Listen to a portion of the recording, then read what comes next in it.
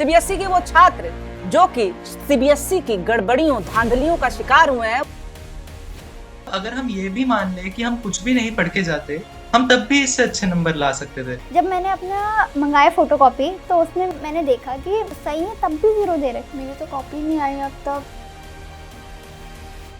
दुनिया भर की होप्स रही होंगी। मैं रिजल्ट खोलने के लिए ना एक्साइटेड थी, और जैसे ही मैंने खोला ना वैसे ही उसमें लिखा हुआ है एसेंशियल रिपीट। मेरी सारी जो एक्साइटमेंट थी सब खत्म हो गई। मैंने भी करनी थी यूएसए में, तो वो भी सपना टूट गया। जब ये सब कुछ हो रहा था आपकी मेंटल स्टेटस पे और साथ में फैमिली क्या इसका इफेक्ट हुआ? जिस हिसाब से इनकी वेबसाइट निकली वैसे हम क्या ही चल पाएगा, उनको कौन समझाए ऐसे। अगर आप लोग को एजुकेशन मिनिस्टर से मिलने का मौका मिले, क्या पूछेंगे? तो मेरा पहला सवाल उनसे बस ये रहेगा कि क्या आप भारत देश के एजुकेशन सिस्टम में अपने बच्चों को पढ़ाएंगे? प्रधानमंत्री नरेंद्र मोदी से आप लोग क्या उम्मीद करते हैं? सब बोल रहे हैं कि वो अपनी मैरिडी में बिजी हैं, तो वहाँ से ध्यान हटाकर थोड़ा सा यहाँ भी लगाएं। ये कहना चाहता हूँ, बाहर ज़्यादा मत घूमो, पहले अपने तो देश का सही करो, पहले उसके बाद बाहर घूमो, कोई दिक्कत नहीं है। नमस्कार दोस्तों, आज हमारे साथ न्यूज रूम में कोई नेता नहीं बैठा हुआ है। आज हमारे न्यूज रूम में वो छात्र हैं, वो बच्चे हैं जिन्हें देश का भविष्य कहा जाता है, मगर खिलवाड़ उन्हीं के भविष्य के साथ किया जा रहा है। सीबीएसई के वो छात्र जो कि सीबीएसई की गड़बड़ियों धांधलियों का शिकार हुए हैं, वो हमारे साथ बैठे हुए हैं। आप इन बच्चों को देखिए, ये बच्चे इस समय किन किन चीजों से गुजर चुके हैं इसका आपको अंदाजा नहीं होगा। ये बच्चे प्रोटेस्ट भी कर चुके हैं, ये बच्चे नेताओं से मिल भी चुके हैं कि कोई तो मदद कर दे, ये बच्चे डिटेन भी हो चुके हैं। तो आज हम इन्हीं बच्चों से, इन्हीं छात्रों से बात करने के लिए आपके सामने हम इन्हें लेकर के आए हैं, और हमारा ऐसी कैजुअली बातचीत रहेगी, क्योंकि आप लोगों ने जो जो झेला है पिछले कुछ दिनों में उसका हम अंदाजा भी नहीं लगा सकते हैं। आप लोग, क्योंकि आप छात्र हैं, 12th होता है तो एक उम्मीद रहती है कि 12th हो गया, आप कॉलेज जाएंगे और यहाँ पे एडमिशन होगा, वहां पे एडमिशन होगा। दुनिया भर की होप्स रही होंगी। ये होप्स जो हैं, किस तरह से जो पूरा बवाल हुआ है, जो गड़बड़ियां हुई, ये होप्स को कैसे इसने तोड़ दिया आप लोगों के। और मैं चाहूंगी कि आप सब लोग इस क्वेश्चन का आंसर बारी बारी करें। पहले आप ही बताइए। देखो, तो मतलब मैं कहाँ से शुरू करूँ? पहले ये आप मेरे को ये बताओ, मतलब अपना ये आपने 12th किया था। जब मैंने एग्जाम दिया था वहां से स्टार्ट करूँ? हाँ। देखो, जब मैंने एग्जाम दिया था, जैसे कि मैंने जो भी सब्जेक्ट का एग्जाम दिए हैं ना, जब बोर्ड देने गई थी मैं अपना, आई वाज लाइक कि मेरा बहुत अच्छा एग्जाम गया है, अब तो मैं अच्छे मार्क्स से पास हो जाऊंगी, मेरे 70 या 80 में आ जाएंगे। लेकिन जब मैं मार्क्स देख रही हूँ यहाँ पे, लाइक अनएक्सपेक्टेड मार्क्स थे मेरे, ये बहुत कि इतने लो तो नहीं हो सकते मेरे। 20-30 मार्क्स मतलब मेरे गायब हो रखे हैं। अच्छा। मैथ्स और अकाउंट्स में मैं मानती हूँ, मैथ्स का मेरा बहुत बेकार गया था, क्योंकि मेरा कुछ चल रहा था, मतलब दिमाग मेरा सही से काम नहीं करता उस मोमेंट में, लाइक दिसंबर जनवरी, तो उसमें मैं सही से मैथ्स नहीं कर पाई थी अपना। तो मैथ्स में मैं कंपार्टमेंट लेकर चल रही थी अपना जी, कि उसमें तो आना है। लाइक सच बताऊं तो यही है कि मैं गंदा करके आई थी मैथ्स का, मैं उसमें लेके चल रही थी।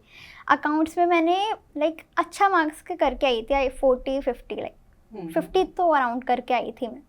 लेकिन मेरे को उसमें भी अनएक्सपेक्टेड मार्क्स मिले, बहुत कम मिले मेरे को। अच्छा। इंग्लिश में भी सबसे ज़्यादा, बिजनेस में, हर जगह मैं भूल चुकी हूँ। बिजनेस में मैं, मतलब I was so happy at first कि मैं सबको बताई जा रही हूँ, मम्मी मेरा अच्छा गया है, पापा मेरा अच्छा गया है, दीदी मेरा बहुत अच्छा गया है। मैं इस पर देख लेना 70 में से 70 तो मेरे आने ही हैं, या फिर अगर कट भी जाएंगे ना तो 60-50 तक तो आ ही जाएंगे मेरे। लेकिन जब मैंने मार्क्स खोल के देखा, पहले मैं सोच रही हूँ कहीं मैं प्रैक्टिकल का नहीं देख रही हूँ। फिर मैंने अपने दोबारा से देखा कि दोबारा देखा मैंने, अनबिलीवेबल था। हाँ। अच्छा, हाँ, तो तन्वी जो है, तन्वी आप ये बताइए, आपसे भी हम यही जानना चाहेंगे। होप्स होते हैं आगे के लिए 12th के बाद कि हमें ये करना है, वो करना है, और ये सारी चीजें जब हुई हैं, कई ऐसे स्टूडेंट्स हैं जिनकी हमने बातें सुनी, वो कह रहे हैं कि हमारा एडमिशन अच्छी जगह हो गया, बट 12th में इतना कम आ गया कि हमको लग रहा है वही कैंसिल हो जाएगा, क्योंकि अब गड़बड़ियां तो हुई ही हैं, तो आगे के होप्स टूटे हैं बच्चों के। आप लोगों के साथ भी कुछ ऐसा ही हुआ है? मेरे तो बहुत ही टूटे हैं, क्योंकि मेरे जितने भी, मतलब मेरे रिलेटिव्स हैं और मेरे स्कूल के टीचर्स हैं, अब मैं सच बताऊं तो मुझे ना बचपन से मैं फीट्स पढ़ते हैं, तो किसी को उम्मीद नहीं थी कि मैं 12th तक आ जाऊंगी, पर मैंने, किसी को उम्मीद नहीं थी कि मैं 12th पास आउट करूंगी, पर मैंने उनको दिखाने के लिए मैंने रात भर पढ़ी, मैंने अच्छे से, मेरे को पॉलिटिकल में मैं इतनी अच्छी नहीं हूँ, तो उसमें मुझे उम्मीद नहीं थी कि मैं अच्छे मार्क्स आएंगे, पर जिसमें मेरे को उम्मीद थी ना, हिस्ट्री मेरा फेवरेट है, जिसमें मुझे उम्मीद थी कि मैं हाँ मेरे बहुत अच्छे मार्क्स आएंगे, उसमें इन लोगों ने मेरे को बैक दे दिया अच्छा। और मुझे 80 आउट ऑफ 18 मार्क्स दिए हैं थ्योरी में। Okay okay. और ऐसे ही कुछ प्रॉब्लम आपके भी साथ रही, क्या हुआ था आपके साथ? मैंने घर पे आके चेक करा अपना अकाउंट्स का पेपर, मेरे आए थे 17, मेरे MCQ बन रहे थे 17 या 16 17 या समथिंग, और मेरे उसमें आया अकाउंट्स में 7 मार्क्स। अच्छा। मतलब मैंने देखा शीट वगैरह, स्टेप मार्किंग नहीं दे रखी उसमें, ना प्रॉपर उस मार्किंग हो रखी है उसमें, ना कुछ हो रखा है, बट 7 मार्क्स कैसे अनबिलीवेबल है। और साथ में उन्होंने दे रखे हैं प्रैक्टिकल, फिर भी पास नहीं हुआ, तो मैं कंपार्टमेंट आ गई। अच्छा, तो हमारे साथ ऑनलाइन भी अर्जुन भी जुड़े हुए हैं, हम आपको भूले नहीं हैं। और तो यही सवाल आपसे भी है कि किस तरह से इन सारी चीजों ने आपको होपलेस किया, आपके होप्स को क्रश किया है? जी, तो अगर मैं आपको बताऊं, मैंने भी और बच्चों की तरह ही बोर्ड्स के एग्जाम दिए थे। मैंने अपना रिजल्ट चेक करा, मेरे रिजल्ट ठीक थे। तो मुझको लगा कि ऐसा ही रहा होगा शायद सबके साथ, कि सबके 90s में ही आए होंगे, 80s में ही, जैसे हर साल देखा गया है सीबीएसई के अंदर। फिर मैंने कुछ टाइम बाद अपने बहुत सारे दोस्तों से बात करी। उन सब ने ये कहा कि हमारा एग्जाम भी अच्छा गया था, पर हमने जैसे ही अपने रिजल्ट देखे हैं, ऐसा रिजल्ट तो हमने दूर दूर तक भी एक्सपेक्ट नहीं करा था। मतलब अगर हम ये भी मान ले कि हम कुछ भी नहीं पढ़ के जाते, हम तब भी इससे अच्छे नंबर ला सकते थे। तो उन सबके लिए बहुत ही अनबिलीवेबल था। धीरे धीरे मैंने देखा कि कैसे ये चीज, मेरे कुछ दोस्त हैं जिन्होंने जेई मेंस क्वालिफाई कर लिया, जिन्होंने अच्छा। हाँ। जेई मेंस क्वालिफाई कर लिया, वो क्राइटेरिया क्वालिफाई नहीं कर पाए बोर्ड्स के अंदर जेई मेंस का। ऐसे कितने ही छात्र हैं जो इस वजह से परेशान हुए हैं। उन सबको मैंने देखा और मैंने सोचा कि जरूरत है कि छात्रों को अपनी डिमांड्स लेकर ऑन ग्राउंड आना पड़ेगा, क्योंकि बिल्कुल। जब तक छात्र खुद से सामने नहीं आएंगे, तब तक उनकी आवाज नहीं सुनेगी सरकार, शिक्षा मंत्रालय, सीबीएसई नहीं सुनेगा। तो मेरा पेज है एक इंस्टाग्राम एंड एक्स पे, जैन आजाद के नाम से। मैंने उसका फाउंडर हूँ।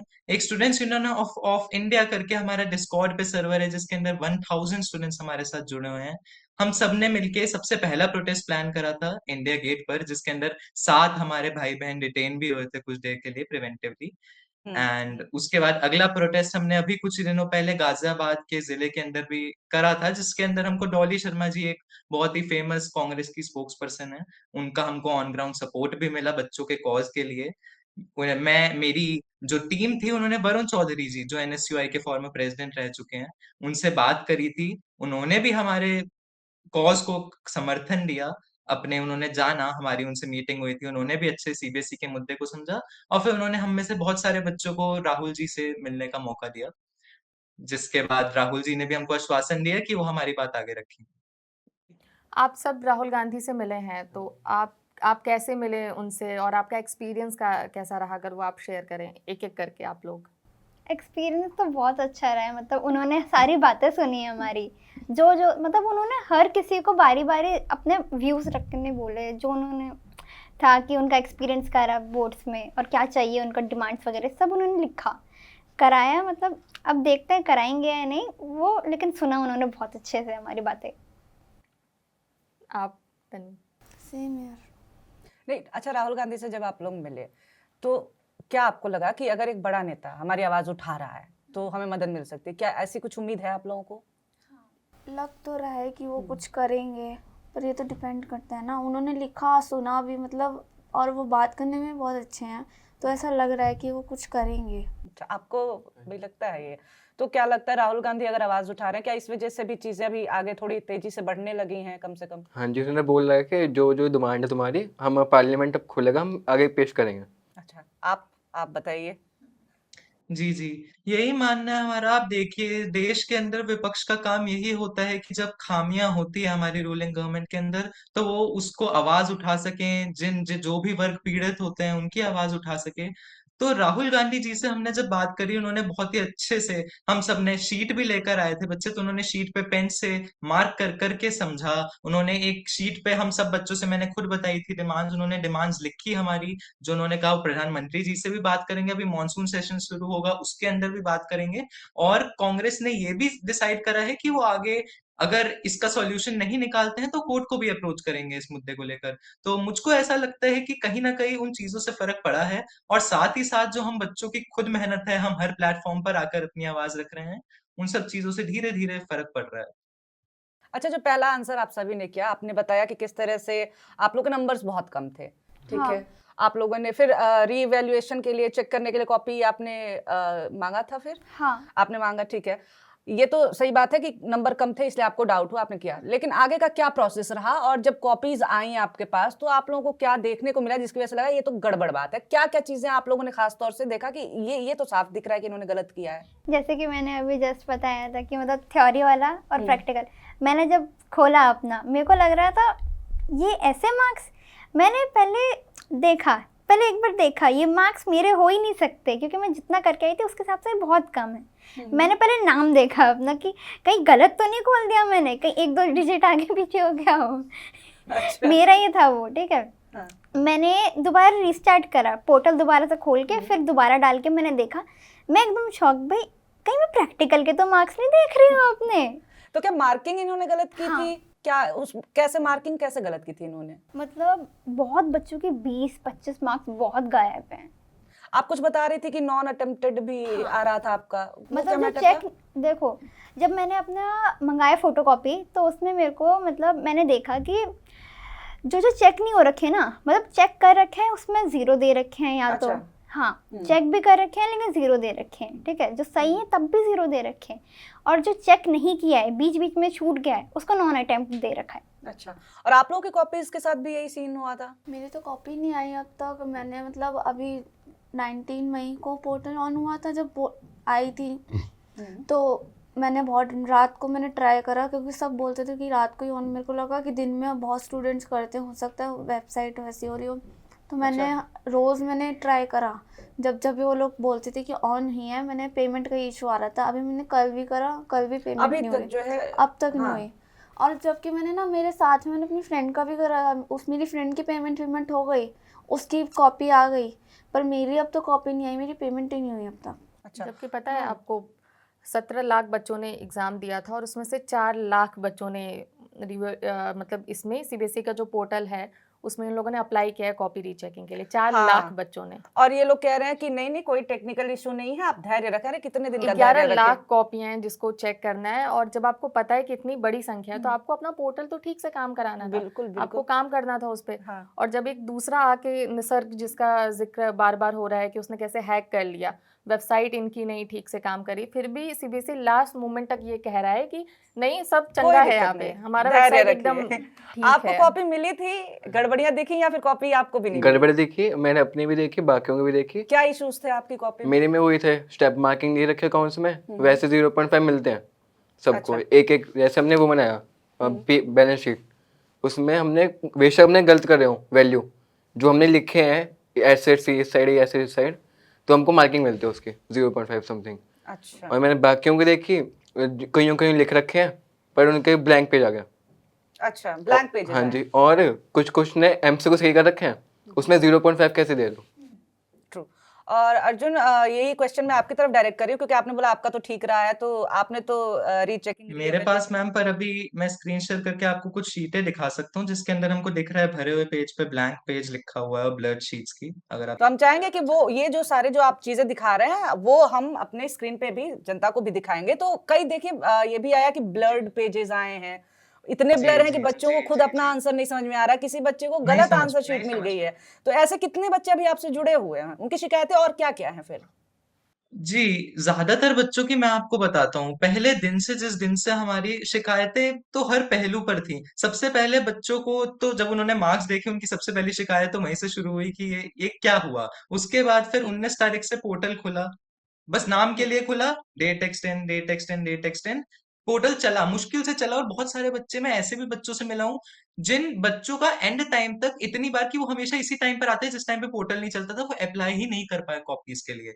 अब उनमें से जिन बच्चों ने अप्लाई कर दिया, उन बच्चों के पास कॉपीज आ गई, पर मैं आज भी कुछ कुछ बच्चों से ऐसा मिल रहा हूँ जिनको अब तक भी कॉपीज मिलने की डेट भी खत्म हो चुकी है, उनको कॉपीज भी नहीं मिली अब तक। कुछ ऐसे भी बच्चे हैं जिन बच्चों एक को तो साइड में कॉपीज ही मिली बैठी है। हुई हैं। हाँ, जो कुछ बच्चों को कॉपीज मिली हैं, उनमें से बहुत सारे बच्चों की कॉपीज ब्लर हैं, या जैसे आपने 24वां क्वेश्चन अटेम्प्ट करा, फिर 26वां करा, 25वां क्वेश्चन का पेज ही नहीं है उनकी स्कैनिंग पीडीएफ के अंदर। तो अब टाइम आया कि इनको अपना क्वेश्चन वेरिफिकेशन, क्वेश्चन आपको कौन से क्वेश्चन में दिक्कत है उसका पोर्टल खोलना है, वो वापस एक्सटेंड हुआ। 1 जून करा, 1 जून को भी नहीं खुला। आज खुला, सुबह से दोपहर तक पेमेंट के गेट अवे में दिक्कत आ रही थी। आप जैसे ही पेमेंट पे जा रहे थे, आप होम स्क्रीन पे रीडायरेक्ट हो जा रहे थे।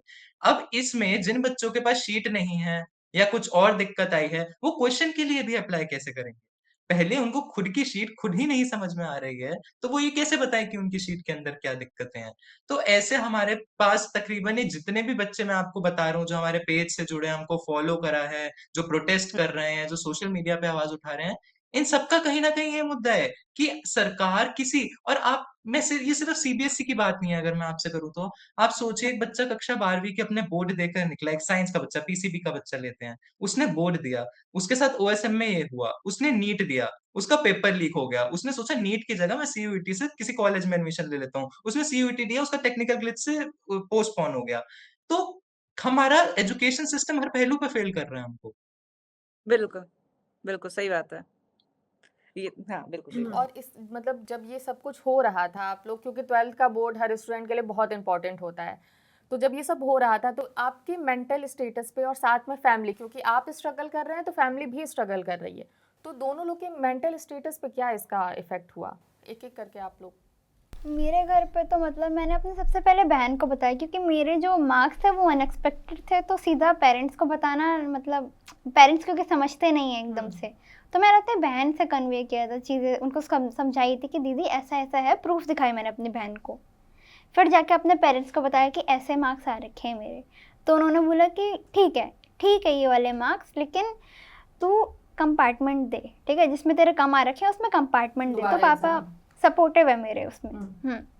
और आपके साथ तन्वी? मेरे पेरेंट्स तो सपोर्टिव हैं। मैंने उनको मेरी सारी दिक्कत बताई। अब मेरे को ज़्यादा बुरा लगा क्योंकि मैं पास होना चाहती थी सबके लिए, सबको दिखाने के लिए। उसके बाद फिर उन्होंने, मम्मी ने बोला, मम्मी मेरे को सपोर्ट करती है। मम्मी ने मुझे बोला कि कोई नहीं, हो गया जो हो गया, अब इन सब में जाके क्या करेगी। मैंने कहा नहीं, कि मैं जाऊंगी। फिर मेरे को पेज दिखा अर्जुन का, मैंने फिर उसको फॉलो वगैरह करा।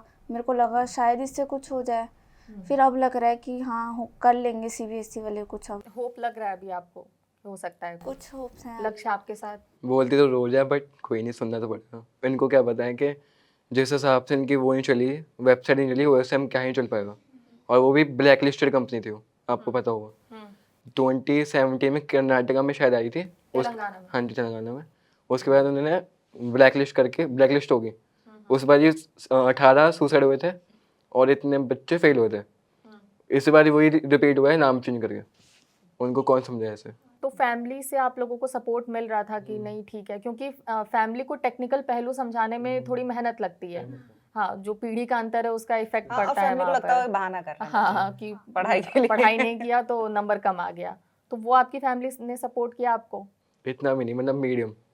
डांट तो रोज पड़ती है कि तू पढ़ा नहीं है वो। ये अर्जुन का तो ठीक था, लेकिन अर्जुन, आपसे ये नहीं कहा जा रहा है कि तुम्हारा ठीक है तो नेता क्यों बन रहे हो? तुम खुश रहो भाई, तुम्हारा अच्छा है तो। यही यही यही बात मुझसे बहुत लोग इस वक्त पूछ रहे हैं कि अगर तुम्हारा ठीक था तो तुम नेता क्यों बन रहे हो? पर इसमें नेता बनने वाली बात नहीं है। नेता नेता लोगों का तो काम ही है कि वो तो पूरे सारे नेता, ज्यादातर नेता बस वादे पे वादे दिए जाते हैं। पर मैं यहाँ पे इसलिए बच्चों के लिए खड़ा हो रहा हूँ क्योंकि हमारे यहाँ पे हर जगह के गांव से भी बच्चे हैं। बहुत सारे ऐसे बच्चे हैं जो ऊपर तक नहीं पहुंच सकते हैं, जो कि जिनके पास इतनी आवाज नहीं है, जिन जो मैं ऐसे ऐसे लोगों से भी मिला हूँ जिनको ये तक जानकारी नहीं थी कि रीवैल्यूएशन होता भी है। एक गांव की लड़की से मिला था मैं।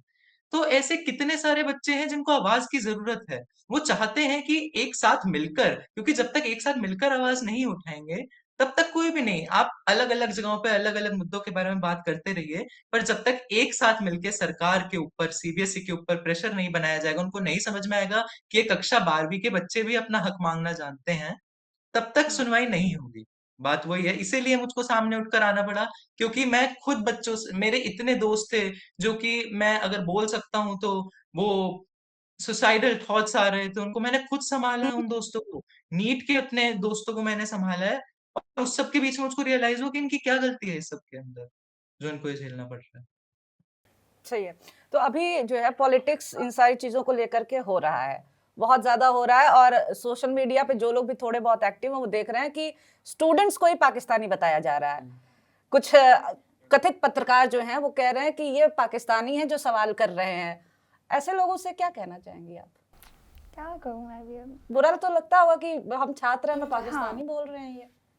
अब हमारी भी क्या गलती है, हमने थोड़ी किया था, सीबीएसई की गलती है अब इसमें।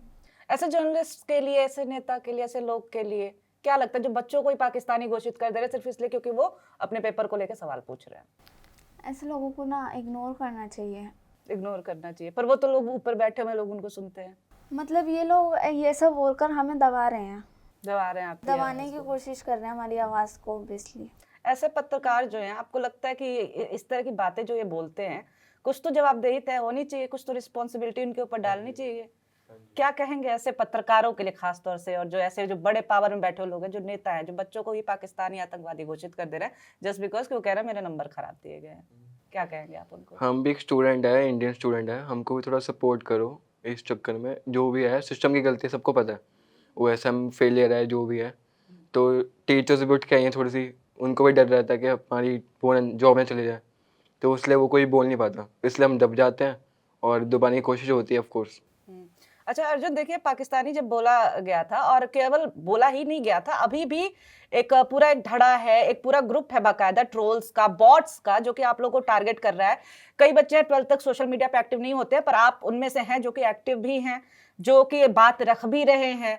आप हैं, वेदांत हैं, सार्थक हैं, ये सारे लोग तो ये निशाने पे हैं। किस तरह की ट्रोलिंग, किस तरह की चीजें आपको देखने को मिल रही है, किस तरह का विरोध आपको देखने को मिल रहा है? अगर सीधे शब्दों में कहें तो किस तरह का हैरासमेंट है ये? बहुत कुछ देखने को मिल रहा है। मेरे कमेंट्स में मैं आपको क्या बताऊं, रोज रोज का चलता रहता है कि भाई तेरे को किसने फंड करा है, तू कहाँ से है, तू पाकिस्तान से आया है, तू एंटी नेशनल है।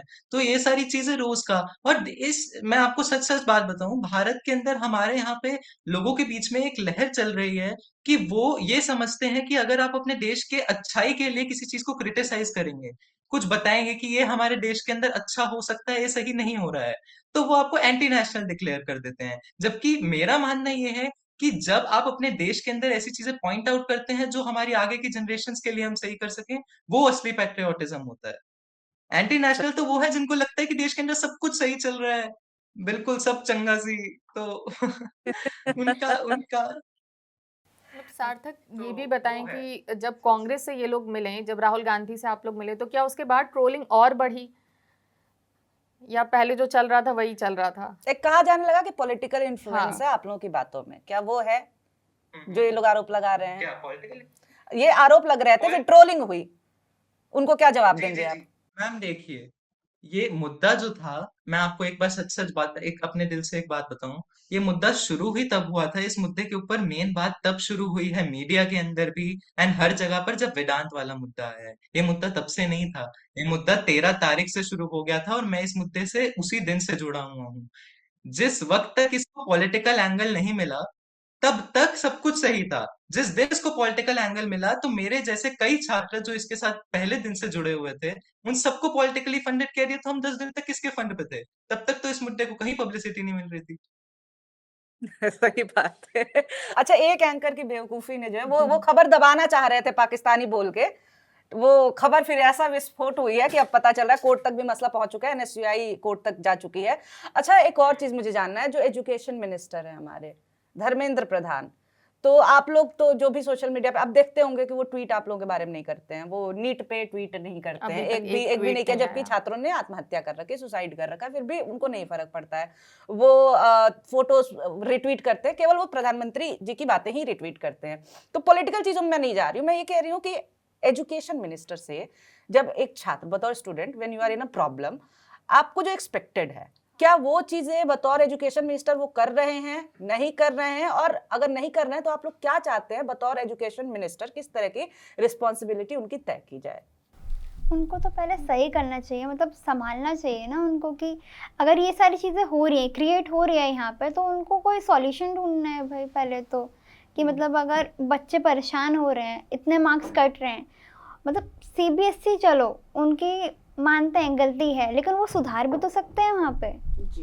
या तो ग्रेस मार्क्स थे कि अगर ग्रेस मार्क्स पे टफ लग रहा है तो मतलब ऐसे ही मतलब री एग्ज़ाम तो नहीं, क्योंकि बच्चों ने पहले ही मेहनत कर रखी है और उनको फिर होता है कि दोबारा एग्ज़ाम देना पड़ेगा। अच्छा, तो धर्मेंद्र प्रधान जो एजुकेशन मिनिस्टर, आप उनके लिए आप लोगों को क्या लगता है कि क्या करना चाहिए उन्हें? फर्स्ट ऑफ ऑल ये जो स्टूडेंट्स वीडियोस डाल रहे हैं, ऐसा तो है नहीं कि धर्मेंद्र प्रधान इंस्टा या फेसबुक वगैरह पे ऑनलाइन नहीं रहते होंगे, वो देखते तो होंगे, उनको ये सब पता होगा, पर वो फिर भी इग्नोर कर रहे हैं। वो प्राइम मिनिस्टर इन सब की पोस्ट करते हैं वो। जी जी जी। तो अगर उनसे एजुकेशन सिस्टम नहीं संभाला जा रहा तो वो रिज़ाइन करें सीधा सीधा, या तो मैनुअल रीचेकिंग करें। अब री एग्ज़ाम तो नहीं का हो सकता। अब किसी किसी के इन्होंने चारों में 4 सब्जेक्ट में फेल कर दिया किसी किसी को इन्होंने। मैंने अपनी फ्रेंड की देखी है, उसकी मेरी फ्रेंड की फ़ोटोकॉपी में सही आंसर पे रॉन्ग का हो गया, और उसने कम से कम एक पेज का आंसर लिखा था और उसको रॉन्ग कर दिया, पूरा देखा भी नहीं।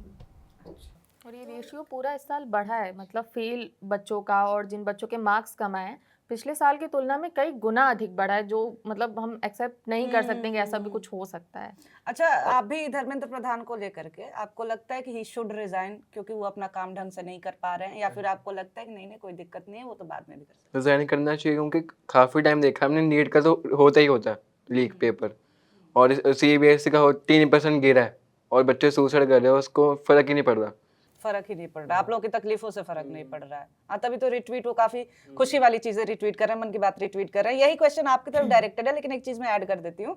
उन्होंने बोला कि राहुल गांधी के बयानों की वजह से बच्चों को मानसिक तनाव हो रहा है। वो जिम्मेदारी लेने की बात अब तो कह रहे हैं, लेकिन ये भी कह रहे हैं कि राहुल गांधी की वजह से हो रहा है, तो वो कह रहे हैं पॉलिटिसाइज मत करो। विपक्ष इस मामले को राजनीति पॉलिटिसाइज कर कर रहा रहा है, राजनीति कर रहा है। हालांकि विपक्ष राजनीति नहीं करेगा तो क्या करेगा। खैर, तो आपको क्या लगता है जो धर्मेंद्र प्रधान कह रहे हैं, उन होता है ना कथनी और करनी, बतौर एजुकेशन मिनिस्टर उन्हें अभी क्या करना चाहिए, किस तरह की जवाबदेही उनकी तय होनी चाहिए?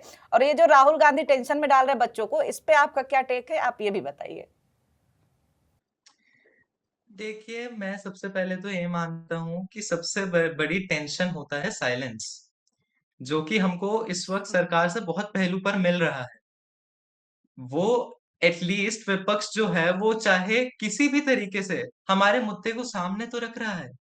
पर अगर मैं उसकी अभी राहुल गांधी की बात को साइड में रखूं, मैं अभी धर्मेंद्र प्रधान जी की बात करना चाहूंगा। धर्मेंद्र प्रधान जी से मेरी सबसे पहली बात तो ये है कि किसी भी मुद्दे को पॉलिटिकल एंगल से, रिजाइन वगैरह के एंगल से देखने से पहले मैं ये कहना चाहूंगा कि आप सबसे पहले इमीडिएट रिलीफ प्रोवाइड करिए स्टूडेंट्स को, क्योंकि आप इस वक्त शिक्षा मंत्री हैं। बच्चों की मांग सबसे पहले ये है कि आप सबसे पहले कॉलेज की डेडलाइंस को एक्सटेंड करिए जब ये मुद्दा चल रहा है। तो मैं आपको बताऊं, मैं कुछ बच्चों से मिला हूं, उन्होंने बताया कि मैनचेस्टर यूनिवर्सिटी है बाहर, मैनचेस्टर यूनिवर्सिटी है फॉरेन की एक यूनिवर्सिटी, उसने अपनी डेडलाइन CBSE के OSM के सिस्टम की वजह से आगे पोस्टपोन करी है उन बच्चों के लिए। तो क्या हमारे देश की सरकार ये कदम नहीं उठा सकती है कि एटलीस्ट हमारे यहाँ की यूनिवर्सिटीज को डायरेक्शन दे कि जब तक ये मुद्दा सॉल्व नहीं होता आप अपनी आगे करिए थोड़ी डेडलाइन एक्सटेंड। और दूसरी चीज ये कि OSM सिस्टम के लिए आपने टेक्नीशियन लगाए हैं, मान लिया आप रिव्यू भी करेंगे, सब करेंगे, और आप एक उस सिस्टम को, चाहे आपने पिछले 4 बार उसको ट्रायल कर लिया हो, पर आप इस बार ट्रायल करके अगले साल सक्सेसफुल हो जाएंगे। तो तब तक के लिए इस बार आप कॉपी सारे बच्चों की, जब आपने मान लिया है कि दिक्कत हुई है, तो बच्चों से आप जो पैसे ले रहे हैं सबसे पहले वो वापस करिए, और सारे बच्चों की कंपलसरी फ्री मैनुअल रीचेकिंग करिए, क्योंकि ये बच्चों का हक है, आपने खुद माना है। और आज तो मैं आपको बताऊं, CBSE के चेयरपर्सन और CBSE के सेक्रेटरी को ट्रांसफर कर दिया है। अब तो स्टेप्स लिए जा रहे हैं जिससे ये साफ साफ सरकार दिखा रही है कि वो मान रहे हैं अपनी गलतियां। तो अब जब गलती मान रहे हैं तो सिर्फ मुंह से मानने से तो नहीं हो जाता है, आपको स्टेप्स भी लेने पड़ेंगे। और उसके बाद जो बच्चों को फर्क पड़ा है, नीट के बच्चे जो 2-2 साल ड्रॉप दे रखे हैं, इस साल उनको लगा था कि इस साल उनका नीट में हो जाएगा, जो हमारे भाई बहन जिन्होंने सुसाइड करा है, उस सबकी अकाउंटेबिलिटी लेते वक्त हमने अपने प्रोटेस्ट में भी कहा था इमीडिएट रिलीफ के बाद धर्मेंद्र प्रधान जी को इस्तीफा देना चाहिए, अगर वो शिक्षा का मंत्रालय नहीं संभाल पा रहे हैं तो। सही बात है। और अर्जुन ने बहुत सही पॉइंट बोला फीस का। जब शुरुआत में इन लोगों ने फीस 700 से 1000 रुपए रखी थी, अभी भी कम रखी है, लेकिन 11 लाख अगर कॉपियां बच्चे रीचेक कराएंगे तो आप करोड़ों कमा रहे हैं, लेकिन वो जो कमा रहे हैं उसका फर्क आपके जो आप कर रहे हैं उस पर कुछ नहीं पड़ रहा है। मेरा सवाल आप लोगों से, पेरेंट्स पे तो मैंने किया, साथ में प्रिंसिपल्स पे भी है। बीच में बहुत सारे स्कूलों के प्रिंसिपल्स ने रील बनाया OSM के फेवर में कि सही प्रक्रिया है, ठीक है, काम हो रहा है। आपके स्कूल से भी सपोर्ट आया था आप लोगों को जब ये सब कुछ हुआ? नहीं, अभी तक तो रील आया था क्या वैसा कुछ? नहीं। वो भी नहीं आया था। मतलब आप लोगों को कोई सपोर्ट नहीं मिला कि हम आपकी हेल्प कर दें, वेबसाइट नहीं ठीक चल रहा है या किसी ये हालत किसी भी है। तरीके की मदद नहीं है, कोई भी। मंत्री जी भी मदद नहीं कर रहे हैं और जो गार्जियन जो होते हैं हाँ। घर के बाहर वो कोई मदद जी नहीं कर अर्जुन, रहे आप हैं। कुछ कह रहे हैं? जी, मैम मैं आपको टीचरों का बताऊँ, जिस टाइम पे ओएसएम की चेकिंग चल रही थी, सीबीएसई का सर्कुलर आया था कि आप बाहर जाके ओएसएम के बारे में, ये उस वक्त की बात है जिस वक्त ओएसएम का मुद्दा सामने भी नहीं आया था, रिजल्ट भी नहीं आए थे। उस वक्त पे टीचरों को कहा गया था कि आप बाहर जाके ओएसएम के बारे में बात ना करिए। सबसे पहली बात, क्यों ना करें? अगर आपका सिस्टम परफेक्ट था तो आपने उस वक्त टीचरों को मना क्यों करा? उसके बाद जब अभी कुछ कुछ टीचर ओएसएम का हमें रिजल्ट आने के बाद सामने आ रहे थे, फिर इन्होंने सर्कुलर निकाल दिया कि डिसिप्लिनरी एक्शन लिया जाएगा अगर आप आवाज अपनी बाहर निकालेंगे, आपने किसी ऐसी पोस्ट के साथ इंटरैक्ट करा है, आपने कुछ ऐसे कमेंट्स पास करे हुए ओएसएम के अगेंस्ट। तो इस सब से क्या देखने को मिलता है? आप अपने सिस्टम को ही इतना परफेक्ट बना लीजिए ना कि सबके मुंह से अपने आप अच्छा निकले। हम तो खुद चाहते हैं हमारा देश डिजिटल इंडिया बने, हर चीज में हम डिजिटलाइजेशन करें, आगे बढ़े, हम खुद ये चीज चाहते हैं। पर आप उसको ट्रायल दीजिए, टाइम दीजिए, एक पायलट विंडो सेट करिए, उसको पब्लिक करिए सॉफ्टवेयर को, ताकि पब्लिक रिव्यू करे उस सॉफ्टवेयर का। आप एक स्टेप से चलिए। आप ऐसा नहीं कह सकते कि टीचरों को कि 1 महीने में तुम सीख भी लो, तो उसके बाद 40 करोड़ कॉपी की स्कैनिंग भी हो जाएगी, हम चेक भी कर देंगे और करेंगे भी 12वीं क्लास के साथ। वही है ना कि पेपर लीक से दिक्कत नहीं है, पेपर लीक पे चर्चा से दिक्कत है। वैसे आप लोग में से डिटेन कौन हुआ था? गुंजन हुई थी। गुंजन हुई थी डिटेन। गुंजन की वीडियोस भी बहुत चल रही हैं अभी। अच्छा, तो ये बताइए, आप डिटेन हुई थी, क्यों? रीजन क्या दिया था? इंडिया गेट के वहाँ पे प्रोटेस्ट का। बताइए, ये जो बच्ची हैं, आप ध्यान से देखिए इनको, ये छोटी सी बच्ची है 12th की, और इसको डिटेन किया गया जस्ट बिकॉज ये अपना प्रोटेस्ट का जो अधिकार होता है उस वो कर रही थी, प्रोटेस्ट कर रही थी। भाई समस्या है तो परेशानियां बताएंगी, बच्चों को ये लोग कर ले रहे हैं। अर्जुन, आप भी थे क्या उसमें? मैम उस पूरी प्रोटेस्ट की जब हम लोग बातचीत कर रहे थे, हम बच्चे डिसाइड कर रहे थे, मैं उस पूरी प्लानिंग के वक्त उसका पार्ट था। मैं वही स्टूडेंट्स यूनियन ऑफ इंडिया के डिस्कॉर्ड सर्वर का पार्ट था और मुझको सारा पता है। पूरी तरीके से शांतिपूर्ण प्रोटेस्ट था मैम। शांतिपूर्ण इस हद तक की स्लोगनिंग भी नहीं हुई थी, सिर्फ पोस्टर लेकर खड़े थे और कुछ ही देर लगी, पुलिस की वैन आई, आके उनको प्रिवेंटिवली डिटेन। और शायद उस वक्त एक बच्चे ने कहा भी था कि पुलिस ने उस वक्त उनको कहा था कि जंतर मंतर लेकर जा रहे हैं, पर उसके बाद बस में ही रखा 3-4 घंटे, क्योंकि आप प्रिजन में नहीं रख सकते हो डिटेन करने के लिए बच्चों को एज पर जुवेनाइल लॉज। तो बस के अंदर ही या जहां पर भी रखा और फिर कुछ घंटों बाद उनको छोड़ दिया। क्या हुआ था गुंजन, कहाँ रखा था आपको? पहले तो बस में थे, हमारी डिटेल्स ली थोड़ी सी। फिर बाहर गए, पुलिस ऑफिसर के कार पे बैठाया था, कार में। वहाँ पे हमारी डिटेल्स ली, बातचीत की थोड़ी है उन्होंने हमसे। उसके बाद घर वालों को भी फोन किया था? नहीं, मेरे घर वालों को कॉल नहीं किया था, दूसरों में से भी नहीं। लेकिन एक लड़की थी, नहीं, उसकी बात नहीं करना चाहूँगी। कोई बात नहीं, आप जितना बात करना चाहते हो उतना ही बात करो। आप सोचिए, जब पेपर लीक हो रहा है नीट का, सीयूईटी का एग्जाम, मतलब पिछले टाइम में हम लोग देखें तो 5 से 10 सालों में 85+ पेपर्स लीक हुए हैं। उसके बाद जब कोई प्रोटेस्ट कर रहा है, प्रोटेस्ट कोई तब करता है जब आप उसके किसी अधिकार का हनन हो रहा है या फिर उसके फेवर में नहीं हो रहा है, उसके बाद भी उनको डिटेन कर लिया जा रहा है। आप लोग पेपर लीक के बारे में सुने होंगे, नीट का पेपर लीक हुआ, अभी सीयूईटी का एग्ज़ाम में गड़बड़ियाँ हुई। आप लोग मेंटली कैसे उसका इफेक्ट पड़ा, फ्यूचर कैसे देख रहे हैं जब तमाम ऐसी गड़बड़ियाँ पिछले कुछ सालों में आ रही हैं? क्योंकि आपको अभी पढ़ना है, आगे हायर स्टडीज़ में जाना है आगे, तो आप मैंने सीयूटी दिया नहीं है तो मैं इस पर कुछ बोल नहीं पाऊंगी, तो मैं गई नहीं थी। मतलब आप आगे तो आपको मतलब किसी में कोई ना एडमिशन कोई तो आप एग्जाम लेंगे ही दोगे, आप लोग। हर एग्जाम का तो पेपर लीक हो रहा है, तो क्या डर लग रहा है भविष्य के लिए कि यार ये तो दिक्कत वाली बात है, कैसे करियर बनेगा फिर? मैंने सोचा था कि मैं बाहर कंट्री में जाके पढ़ूंगी, पहले तो ये सोचा था मैंने। मैंने पहले डिसाइड नहीं किया था, मैंने अपना 12th में ऐसी ही थी कि जो मार्क्स आएंगे उसके हिसाब से डिसाइड कर लूँगी। लेकिन मैंने एक कॉलेज देख लिया था, यूनिवर्सिटी देख लिया था खुद के लिए, लेकिन वो बाहर कंट्री में। मैं एक्सपेक्ट करी थी मेरे अच्छे आएंगे, जैसे मैं देख के आई हूँ अच्छे ही आएंगे मेरे। 1-2 एग्ज़ाम मेरे गंदे गए थे, उसमें मैंने सोचा चलो ठीक है, अब गया है तो गया है, उसमें मैं कर लूँगी। पापा मम्मी को मैंने बता दिया था पहले, उसी दिन ही आके बता दिया। जो अच्छा गया वो अच्छा आके बता दिया था, और जो बुरा गया वो उसका मैंने बता दिया था कि इम्प्रूवमेंट दे दूँगी, क्योंकि मेरे को पता है सीबीएसई मार्क्स दे देता है हमेशा। उसका है कि कम आते हैं पास कर देंगे वो बच्चे को, लेकिन इस बार उल्टा। इस बार उल्टा रहा है। तो आप तन्वी, मतलब इतना सब कुछ सुन रही हैं, आगे पढ़ना भी है आपको। मैंने तो सोचा था, मैंने दिल्ली में अपना अच्छा सा कॉलेज वॉलेज भी देख लिया था। मेरे पेरेंट्स मुझे कॉलेज वॉलेज के लिए मना कर रहे थे, पर मेरे को था कि मुझे पढ़ना है, आगे मुझे कुछ करना है, क्योंकि मेरे पेरेंट्स ने मुझे काफ़ी सपोर्ट करा है, तो मेरे को था कि मुझे उनके लिए कुछ करना है, आगे पढ़कर मुझे अच्छी सी मतलब जॉब वॉब पे करना है। पर जैसे ही मैंने ऐसे ही मैंने अपने बोर्ड के एग्ज़ाम्स दिए मैंने, और फिर कुछ बच्चे होते हैं ना जो अपना रिज़ल्ट खोलते हैं डर के कि क्या आएगा, मैंने डर के नहीं, मैं अपने रिज़ल्ट खोलने के लिए ना एक्साइटेड थी। पर जैसे ही मैंने खोला ना, वैसे ही उसमें लिखा हुआ आया एसेंशियल रिपीट। अब वैसे ही मेरी सारी जो एक्साइटमेंट थी सब ख़त्म हो गई। फिर मैंने अपने नंबर देखे, मैंने कहा यार ये तो मुझे गलत नंबर मिले हैं। मतलब मैं 75 के अकॉर्डिंग मैं पेपर कर आई थी और मुझे 65 मिलने चाहिए थे, पर क्या मिले 80 आउट ऑफ 18। लक्ष्य, इससे कुछ होप टूटता है? जैसे आप आगे पढ़ने की सोचें, हर एग्ज़ाम्स लीक हो रहे हैं, तो आपको मतलब एक्स्ट्रा स्ट्रगल, मतलब जीवन का जो दूसरा स्ट्रगल है वो तो है ये, जिस इसमें आपकी कोई गलती भी नहीं है, सिस्टम की खामी है ये, उसकी वजह से आप लोग को और एक्स्ट्रा स्ट्रगल करना पड़ेगा। हाँ जी, वो मैं अब कंपार्टमेंट आई थी मेरी 2 में। मैं अब डरता हूँ कि अगर फिर से चेकिंग ओएसएम से होगी, तो डर तो लगता ही है कि वापस से वही सारा घपलेबाजी ना हो जाए।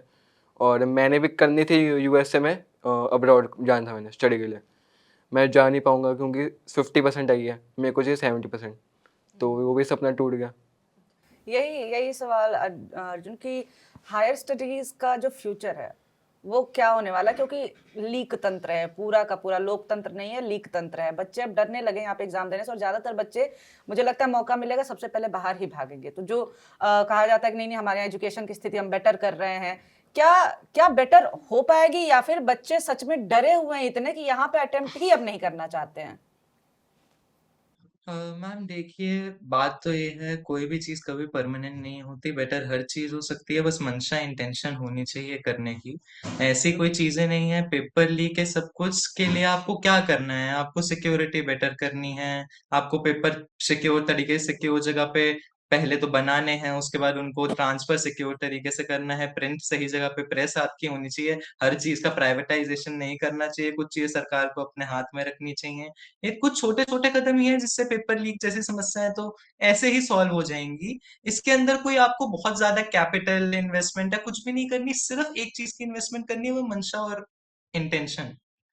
तो मुझको ऐसा लगता है कि लोग अगर लगातार बात करते रहेंगे, लोगों का, विपक्ष का और सरकार का, खुद भी सरकार के अंदर भी अब एडवाइजर्स होते हैं, सबका सबका काम यही होना चाहिए कि देश, पॉलिसीज सब सही डायरेक्शन में जाए, तो बदल तो कुछ भी सकता है, इसमें ऐसी कोई बात नहीं है। तो वही पर तो यूथ को ही प्रेशराइज करना पड़ेगा फिर। फ्यूचर, हाँ, हमारे आज की जो जनरेशन है, जो जनरेशन जी आ रही है, हम लोगों को बात रखनी आती है अपनी। हम नहीं रहते हैं कि हम उसी सिस्टम के साथ अटके रहे, हम कुछ बोले ना। हमको अपनी बात रखनी आती है, हमको पता है कि हमको क्या करना है, हम क्या चाहते हैं, हम हमारी क्लैरिटी है हमारे दिमाग में।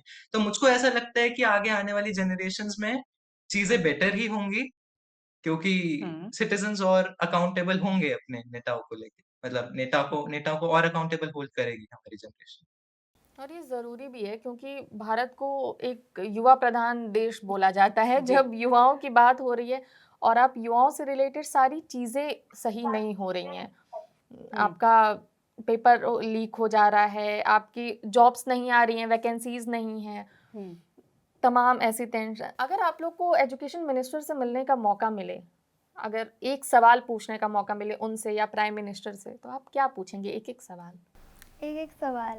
अच्छा, आप 2 अगर पूछना चाहेंगे तो आप 2 जो पूछ मन में हो लीजिएगा, आप पूछ दो। जितना पूछें। जितना भी। मैं एक ही पूछना चाहूँगी उनसे वैसे तो, किससे? एजुकेशन मिनिस्टर से या फिर पीएम से? Education minister. पहले तो ये कि मतलब आप जो एजुकेशन मतलब जो सिस्टम बना रखा है पूरा, उसको थोड़ा और अपडेट करो, मतलब अपडेट होना ज़रूरी है, क्योंकि जैसे बाहर कंट्रीज़ में पढ़ाते हैं उसके हिसाब से इंडिया में बहुत वैसे पढ़ाते हैं, लाइक ओल्ड काइंड ऑफ। तो अपडेट कराना ज़रूरी है। अभी थोड़ा बहुत अपडेट कराया लेकिन और ज़रूरी है, तो वो कराएंगे। ज़रूरी है अगर आप फ्यूचर देख रहे हैं, क्योंकि एआई का ज़माना है, अगर आप फ्यूचर देख रहे हैं तो ज़रूरी है। आप तन्वी, क्या पूछेंगे आप मतलब अगर कोई सवाल? धर्मेंद्र प्रधान जी से मिलना हो गया एजुकेशन तो क्या मिनिस्टर से? फ्यूचर हैं इस देश की? फर्स्ट ऑफ ऑल आपको एजुकेशन सिस्टम पहले तो आप सीखो, आपको मिनिस्टर बनना ही नहीं चाहिए था, पहले तो आप सीख लो, उसके बाद तब जाकर फिर आप बनो। मुश्किल है सवाल पूछने देंगे वो लोग ऐसे सवाल। इसीलिए तो सवाल नहीं पूछने दिया जा रहा है। आप लक्ष्य? मैं कहना चाहता हूँ कि जितने भी गवर्नमेंट स्कूल हैं जो गरीबों के बच्चे जाते हैं उसमें उनको क्लासरूम बेटर करनी चाहिए, उनके भी ऑनलाइन होनी चाहिए। ऑनलाइन मतलब ऐसे प्रोजेक्ट टाइप वो सब कुछ होना चाहिए, डिजिटल वगैरह, उनकी भी ऐप बननी चाहिए, उनका भी हक है। अच्छा, अर्जुन के तो बहुत सारे सवाल होंगे एजुकेशन मिनिस्टर से। कोई सवाल बताइए जो, अगर पहला सवाल ही आपका क्या होगा अगर आपको धर्मेंद्र प्रधान से आपकी मुलाकात होती है तो? पहला सवाल मैम मेरा ये होगा कि धर्मेंद्र प्रधान जी के भी बच्चे होंगे, उनको भी आगे शिक्षा लेनी होगी, तो मेरा पहला सवाल उनसे बस ये रहेगा कि क्या आप भारत देश के एजुकेशन सिस्टम में अपने बच्चों को पढ़ाएंगे? नहीं क्या पढ़ाते आप वो, अपने बच्चों को जनरल नेताओं के पढ़ाएंगे? बच्चे यहाँ नहीं पढ़ते हैं, वो विदेश में पढ़ते हैं। तो अगर आप पढ़ाएंगे, सबसे पहले आप अगर पढ़ाएं तो हमको बहुत खुशी होगी। और दूसरी चीज की अगर थोड़ी सी बस प्यार के नाते थोड़ी सी और जवाबदेही मिल जाती तो अच्छा लगता। अच्छा, आप में से कितने लोग टीवी न्यूज देखते हैं, टीवी चैनल? मैं इतना नहीं। Good job, proud of you. अच्छा, आप देखते हैं अर्जुन? चलिए, जरूरी है आपका तो अभी पॉलिटिक्स का भी हुआ था ना पीछे, वो फेसबुक पेज के साथ। अच्छा, वैसे TV news channel. TV news channels देखता हूँ मैम, देखता हूँ, पर मैं ज्यादा प्रेफर नहीं करता हूँ क्योंकि मुझको ऐसा पर्सनली फील होता है कि टीवी न्यूज चैनल पे कहीं ना कहीं सेंसेशनलिज्म रहता है। तो मैं प्रेफर करता हूँ कि मैं एडिटोरियल्स या रिसर्च आर्टिकल्स उन सब से ज्यादा पढूं, क्योंकि वो तो ग्रेजुअल होते हैं, सॉफ्ट हो गए वो तो। हार्ड न्यूज के अंदर ऐसा ही चीज तो ज्यादा है। मैंने ये सवाल इसलिए पूछा है क्योंकि इसका एक फॉलो अप क्वेश्चन भी है। सीबीएसई और नीट को लेकर के अंजना ओम कश्यप को आप लोग जानते होंगे, आज तक वाली जानते हैं ना? हाँ फेमस एंकर है। जी। तो उन्होंने कहा बेसिकली कि नीट पेपर लीक और सीबीएसई पे बात हो रही थी, लेकिन उन्होंने बोला कि ये सब कुछ हो रहा है कोचिंग पढ़ाने वाले मास्टरों की वजह से। वो they are the real culprit, they are the real villain. उनकी वजह से बच्चे परेशान हैं, उनकी वजह से बच्चों का भविष्य खराब हो रहा है। अंजना ओम कश्यप की इस बात से आप लोग कितना सहमत है कि ये जो टीचर्स हैं इनकी वजह से बच्चों का भविष्य खराब हो रहा है? मैं तो बिल्कुल सहमत नहीं हूँ। मैं बताऊँ तो मतलब ऑनलाइन क्लासेस जो मतलब यूट्यूब वगैरह में जो पढ़ाते हैं ना, वो बहुत अच्छा पढ़ाते हैं मेरे हिसाब से, स्कूल से ज़्यादा, क्योंकि वहाँ पे रिपीट भी कर सकते हैं, वो हमारे क्वेश्चन का आंसर भी कर। वो तो कह रही है ये लोग कुछ जानते नहीं, 2 कौड़ी का ज्ञान होता है इनका। मेरे को नहीं लगता, वो बहुत अच्छा करते हैं, वो बल्कि सपोर्ट करते हैं हम स्टूडेंट्स को। तो सपोर्ट करते हैं। आप भी देखते हैं, आप वीडियोस देखते हैं टीचर्स की, या फिर अंजना ओम कश्यप जो कह रही हैं गलत कह रही हैं? क्यों? आपको क्यों? आप बताइए अंजना ओम कश्यप को क्यों गलत बोल रही फर्स्ट हैं? ऑफ ऑल मैंने अभी जो मैंने बोर्ड्स का एग्ज़ाम दिया है, मैं उनसे यूट्यूब से ही मैं पढ़ी हूँ सारा। कोचिंग नहीं जाती थी मैं 9th तक मैं कोचिंग भी गई हूँ, 10th तक गई हूँ, और मेरे कोचिंग की वजह से 10th में बहुत अच्छे मार्क्स आए हैं। और उसके बाद मेरे 10th में मेरे 65% बने थे कोचिंग की वजह से ही। और मतलब गलती सीबीएसई की और बोला कोचिंग वालों को जा रहा है। डाइवर्ट हो रही है बातें। तो जो कोचिंग टीचर्स को विलेन बना रही हैं अंजना ओम कश्यप, और वो डबल डाउन भी कर रही हैं, वो पहले शो करती हैं, फिर ट्वीट करती हैं, फिर शो करती हैं, तो वो उनको जो विलेन बना रहे हैं उनको आप क्या कहेंगे अंजना ओम कश्यप को? ऐसा तो बिल्कुल नहीं करना चाहिए, क्योंकि कुछ टीचर ना पढ़ा भी रहे हैं बिना फीस के। खान सर को देख लो आप, खान सर ने अपना हॉस्पिटल बनाया है जिसमें 10 या 20 रुपीज़ लग रहे हैं गरीबों के लिए, जो सरकार को करनी चाहिए वो नहीं कर रहे, सरकारें हटकर कर रहे हो। वो पढ़ा भी रहे हैं, सब कुछ मैनेज कर रहे हैं, उस पर भी आप ऐसे बोल रहे हो तो हर्ट तो होता ही है सबको। तो अर्जुन, जो अंजना ओम कश्यप जो है मेन विलेन, मेन कल्प्रिट बना रही हैं टीचर्स को, जो यूट्यूब के स्टार टीचर्स हैं, जिनको 2 कौड़ी का ज्ञान नहीं है, उनको वो टारगेट कर रही हैं, उस पर आप क्या कहेंगे? जी, सबसे पहले तो मैं ये मानता हूँ कि ये 2 इश्यू बहुत ही सेपरेट है। मुझको नहीं समझ में आ रहा है कोचिंग संस्थाएं और सीबीएसई को मिक्स कैसे करा जा रहा है। कोई भी इंसान कोचिंग संस्थाओं से सीबीएसई की पढ़ाई, कोचिंग संस्थाओं से कॉम्पिटिटिव एग्जाम की पढ़ाई करते हैं ज्यादातर बच्चे। उसका इश्यू ही पूरा अलग है कि जो कोचिंग संस्थाएं हैं, जैसे अभी नीट का पेपर लीक हुआ, तो पेपर लीक के बाद उन्होंने वापस से अपने कोर्स बेचने शुरू कर दिए। तो बेसिकली वो बहुत ज्यादा कमर्शियलाइज हो रहा है वो सिस्टम। तो वो एक पूरी अलग समस्या है कोचिंग संस्थाओं के साथ।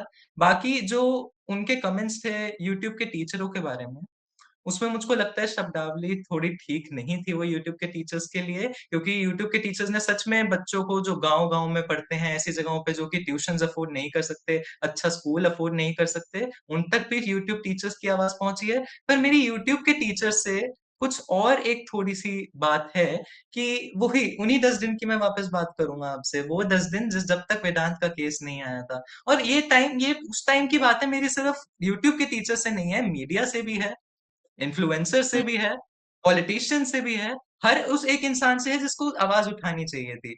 उस टाइम पर मैं आपको बता रहा हूँ, हमारे साथ ज्यादातर, मैं नाम लेने में नहीं कर रहा हूँ, कशिश सर, बहुत टाइम तक उन्होंने बहुत वीडियोस बनाई, वो बहुत टाइम तक स्टूडेंट्स के साथ खड़े रहे, कंसिस्टेंट थे वो। पर ज्यादातर टीचर्स नहीं बोल पाए उस टाइम में, जब तक उनको नहीं दिखा कि ये ऐसा एक मुद्दा नहीं बन गया है जिसपे मेरे ख्याल से, अगर मैं मानूं कि व्यूज आएंगे शायद, तब तक वो नहीं जी। बोले इसके बारे में। पर तब भी मैं हम्म। ऐसा मानता हूँ कि ऐसी शब्दावली उस वजह से किसी टीचर, क्योंकि वो टीचर्स बच्चों को पढ़ाने पे बहुत मेहनत करते हैं, ये यूज करना सही नहीं है, पर अगर टीचर्स थोड़ा सा और बच्चों के लिए टाइम से आवाज उठाते तो वो बेटर हो सकता था। देख रहे हैं कि तांजय, मतलब बच्चे जो हैं, जो अंजना जी से बहुत कम उम्र के हैं, वो तो हमारी भी मीडियम बहुत सीनियर है, मतलब उनको भाषा की मर्यादा ये बच्चे सिखा रहे हैं। ये बहुत गड़बड़ बात लग रही है। दुर्भाग्य है देश की मेन स्ट्रीम मीडिया के लिए। हम्म। आप लोग, क्योंकि आप लोग, ये पहला बैच था जिसपे ओएसएम की ये पूरी प्रक्रिया हुई, एक्सपेरिमेंट हुआ आप लोगों पे, आप लोग एक्सपेरिमेंट थे उन लोगों के लिए। आप लोगों को पहले ये बताया गया था कि ओएसएम जैसी चीज़ होगी आप लोगों के साथ? हाँ, बताया तो था, वैसे सुना था। आप लोगों को मालूम था क्या होता है क्या नहीं? क्योंकि आप लोग के ऊपर एक्सपेरिमेंट हुआ तो आप लोग को ये जानना ज़रूरी था कि ओएसएम मैंने ये सुना था कि ओएसएम होगा, लेकिन मैंने इतना रिसर्च नहीं करा था। मेरे को लगा हो जाएगा, मार्किंग दे देंगे आराम से। नहीं, आपका रिसर्च तो छोड़िए, किसी ने आपको स्कूल में, कॉलेज, किसी भी तरीके से जानकारी कोई अलग से प्रोवाइड कराएगी? स्कूल से नहीं, मेरे को बाहर से ही पता लगा था दोस्तों। मेरे को नवंबर नहीं, दिसंबर या जनवरी के आसपास मेरे को पता लगा था कि ओएसएम से चेकिंग होगी। मेरे को लगा कि सीबीएसई तो मार्क्स दे देता है, इसमें भी दे देगा। मतलब मैंने अपने दोस्तों को बोल दिया था कि भाई मेरे इतने आए हैं, क्या पता अगर मेरे कट गए। जैसे अकाउंट्स वाले सब्जेक्ट में थोड़ी सी हूँ वीक, उसमें मेरे सर भी जानते हैं। मैथ कोई बात नहीं, सारे सब्जेक्ट किसी के नहीं अच्छे होते, हमारे भी नहीं थे हमारे सही टाइम पे। बात है, आज हम पत्रकार हैं। खैर, आप बताइए ओएसएम के बारे में कुछ डिटेल, कुछ जानकारी दी गई मैंने थी आप लोगों सुना तो था, मुझे लगा इन्होंने ओएसएम इसलिए करा होगा कि टीचर्स पेन वेन से करते हैं तो उनके हाथ वाथ पेन हो जाते होंगे, मतलब इसलिए जल्दी के चक्कर में हुआ होगा कि जल्दी रिजल्ट बन जाए। पर इनको एक्सपेरिमेंट करना ही था तो इनको 9th 11th या 10th पे करना चाहिए था, क्योंकि 12th पे नहीं करना चाहिए था, क्योंकि पूरा बच्चों का फ्यूचर ही 12th पे होता है। और इस चीज़ से बच्चों का बहुत फ्यूचर खराब हुआ है। उनके पास कॉलेजेस का हाँ, है, फिर सारी कॉलेजेस चीजें के एडमिशन स्टार्ट हो जाते हैं। अब इस चक्कर में बच्चों के कितना लेट हुआ है, उनके कितना फ्यूचर खराब हुआ है, कितनों के सपने टूटे हैं। क्योंकि ये लोग जैसे ही सीबीएसई का एग्ज़ाम देते हैं 12th का, आपका रिजल्ट आता है, तुरंत कॉम्पिटिटिव एग्ज़ाम शुरू हो जाते हैं जो ग्रेजुएशन के लिए होता है। आपको बताया गया था कि आपको थोड़ी भी नॉलेज थी कि कुछ आप पे एक्सपेरिमेंट होने वाला है? थोड़ी सी नॉलेज तो थी, यूट्यूबर से पता लगी है। यूट्यूबर से पता ही चली। पता चली है। अच्छा अर्जुन, लेकिन पता है क्या, ये सवाल जो है इसको थोड़ा मैं अलग तरीके से आपसे पूछूंगी कि ओएसएम को लेकर के अब जा करके कहा जा रहा है कि थोड़ा जल्दीबाजी में इसको लागू कर दिया गया, बहुत जल्दी किए ये लोग, टेक्निकल चीजें नहीं देखे। एक होता है कि भाई हम सबसे पहले किए वाला, हो सकता है कि सरकार का रहा हो कि हम किए हैं, तो क्या सच में जल्दी और इल इन्फॉर्म्ड तरीके से और बच्चों को बिना इन्फॉर्म किए ये किया गया है? देखिए मैम, मैं आपको सच से बताऊँ, एक चेकिंग का सिस्टम है, चेकिंग का सिस्टम बच्चों से इतना कंसर्न नहीं है, तो मुझको ऐसा लगता है कि शायद इसकी इन्फॉर्मेशन अगर बच्चों तक नहीं भी पहुंची तो वो एक बहुत बड़ी बात नहीं है। असली बात ये है कि इसकी इन्फॉर्मेशन और ट्रेनिंग टीचर्स तक पहुंची या नहीं पहुंची। और उस मुद्दे के अंदर अगर हम बात करें, 1 महीने पहले, मेरे हिसाब से 1 से 1.5 महीने पहले से टीचर्स की ट्रेनिंग शुरू हुई थी, और एक बिल्कुल नया सिस्टम था। टीचर्स ने आज तक, मतलब उससे पहले बहुत सालों पहले इन लोगों ने इसकी टेस्टिंग करी थी, जिस वक्त पर ये कामयाब नहीं हो पाया था। पर अभी इस वक्त पर ये टीचरों के लिए एक बहुत ही अलग सिस्टम बनकर आया था। मुझको ऐसा लगता है कि शायद टीचरों को सिस्टम समझने के लिए, सीबीएसई को खुद अपने सिस्टम पे काम करने के लिए भी और समय चाहिए था। और टीचर, आपको पता है हमारे देश के अंदर कितने ऐसे टीचर हैं, हाँ, क्योंकि वरिष्ठ वरिष्ठ टीचर्स हैं जो कि बहुत सालों से पढ़ा रहे हैं, हो सकता है कि उनको कंप्यूटर पे माउस चलाना भी ना आता हो। वो क्या 1 महीने के अंदर कंप्यूटर को चलाना, फिर मार्किंग करना, हर एक ऑप्शन का क्या मतलब है वो सीखना, और ये सब सीख के मार्किंग भी कर देंगे। इसी का असर लग रहा है कि जो उसने अपलोड किया निसर्ग ने, कि उन लोगों ने फोन से स्कैन कर लिया, स्कैनर तक का यूज नहीं किया, और उसमें साफ फोटोज में दिख रहा है कि वो स्कैन फोन से हुआ है। ये उन लोगों को फ्यूचर बच्चों का बचाना है और उनको चिंता है फ्यूचर की। अच्छा, लास्ट की तरफ अब हम लोग चलते हैं शो को अंत करते हुए। तो एक क्योंकि हमारे देश के जो मुखिया हैं, प्रधानमंत्री हैं, वो परीक्षा पे चर्चा भी करते हैं, वो छात्रों के बारे में बात भी करते हैं, वो बच्चों के लिए किताबें भी निकालते हैं। मतलब उनके उनके नाम पे निकली हैं बाल नरेंद्र करके किताबें। मतलब बच्चे और पढ़ाई से दिखता है कि उनका काफी जो है वो इंटरेस्ट लेते हैं उसमें। लेकिन इस पूरे मामले पर तो कोई भी उनकी तरफ से कुछ नहीं रहा है। प्रधानमंत्री नरेंद्र मोदी से आप लोग क्या उम्मीद करते हैं, और उम्मीद जो भी करते हो तो बताइए, साथ ही उनसे आप अपील अभी क्या करेंगे इस पूरे मामले पर? इस पूरे मामले पर एजुकेशन को भाई मतलब बहुत ज़्यादा प्रैक्टिकल वे में लेके जाना चाहिए ना इनको। मतलब मैं भी, जैसे कि मैं कमज़ोर हूँ थोड़ी पढ़ने में, ठीक है, मैं हमेशा से प्रैक्टिकल वाली चीज़ों में ज़्यादा जाती हूँ कि भाई मेरे को, अगर मैंने 1 साल पढ़ा भी नहीं, जैसे कि 9th में कोविड के बाद निकल के आई थी, तब मैं एकदम थी कि भाई मैंने किताबें छुई तक नहीं थी, मेरी मैम को पता है। मैं ऐसी थी कि चलो जाने दो, मेरे से हो ही नहीं रहा था, क्योंकि कोविड के बाद एकदम से पढ़ाई नहीं हो पा रही थी किताबों से एकदम, है ना। तो मैं ऐसा चाहती हूँ कि मतलब प्रैक्टिकल वे में, जैसे चाइना में कराते हैं, मतलब खेल कूद भी, सारी चीजें लाइक फिटनेस एडवांसमेंट हो हाँ। एजुकेशन की, आप ये कह रहे हैं, थोड़ा मॉडर्नाइज किया जाए हाँ इसको। मॉडर्नाइज किया जाए। आप जो है प्रधानमंत्री नरेंद्र मोदी से आप लोग क्या अभी उम्मीद कर रहे हैं? इतनी सारी प्रॉब्लम्स आप लोगों के साथ चल रहे हैं, उनसे आप क्या उम्मीद है, और अभी उनसे आप क्या अपील करना चाहेंगे as a student of India?